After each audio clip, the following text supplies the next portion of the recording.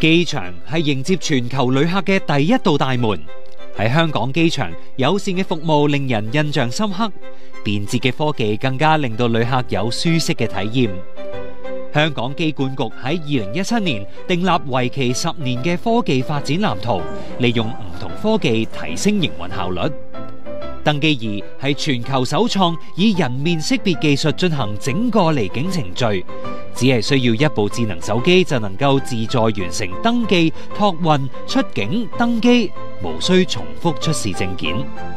流動應用程式我的航班利用大數據為旅客提供個性化資訊，包括航班情況、登機提示、行李到達通知等等。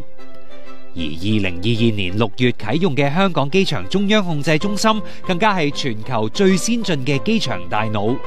以 AI 技術全方位監測30幾個範疇，航班準點率、停機坪交通、旅客流量等等，確保每日上千班航班同埋20萬出入境旅客運作暢順。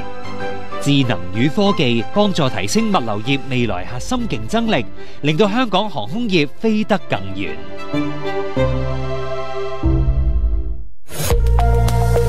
融入國家發展，